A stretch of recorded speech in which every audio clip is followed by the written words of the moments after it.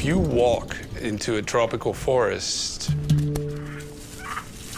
you will essentially miss 90% of the animals that are there. They hear things and smell things way before any of us can.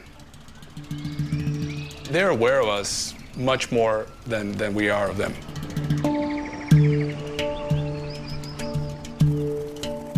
Ese es el armadillo. El armadillo gigante. Gigante, sí. El más grande del mundo. Aquí, Uy. una danta mostrando Sí. el diente, como sonriendo para la cámara. With camera traps and other passive sensors, we now have technologies that collect information no matter what. You can put them in a very large area, and then they will snap a picture of an animal going by.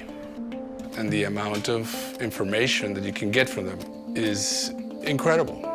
En la medida en la que nosotros tengamos y produzcamos información de calidad y a tiempo, podemos generar acciones de conservación que nos permitan evitar estos grandes impactos negativos que se están generando y tratar de conservar las especies a tiempo. The report that came out from the Biodiversity Convention's scientific body was the first official UN report on the state of biological diversity of the planet. And of course, it's not surprising that it's very alarming. You know, there have been 5 times in the history of life on Earth when there have been mass extinctions. The premise of that UN report is that we are on the very verge of a 6th extinction. Some of the things going on right now are exactly the preludes that will lead to such a calamitous loss of biological diversity, maybe 10 to 20% of all life on Earth. And it's time for us to wake up and do something about it. When threats like deforestation are accelerating and evolving quickly, we just don't have enough time to wait for data to come in.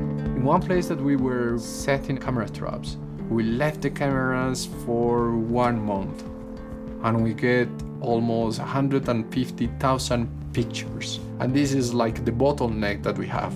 We improved the system to collect the data, but we are quite slow in processing and analyzing this information. The second barrier that we identify with camera trap data is that the data is siloed. And it's very difficult to have like a big picture of what all this data is telling you if it's all in different places. Wildlife Insights is a response to these barriers.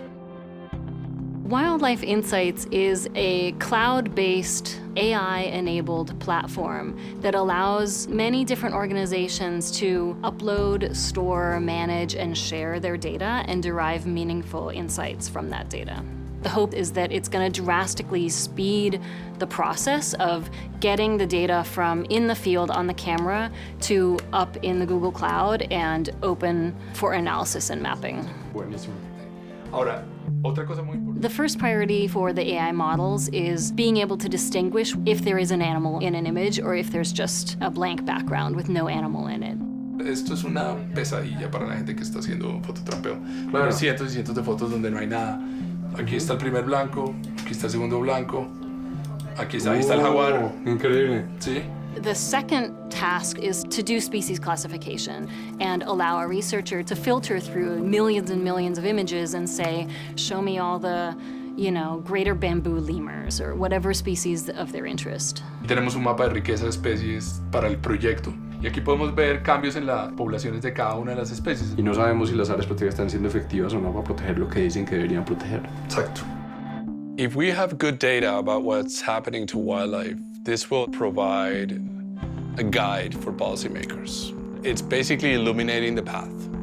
I think we're just at the beginning of being able to understand how we can use this very powerful tool, the ability to have our finger on the pulse of these wild places, and then being able to translate that very quickly into advances in conservation and for a more sustainable future.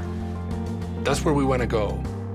If we build Wildlife Insights and becomes a huge collection of camera trap data that never gets used for anything, we had utterly failed. Change is what we're after.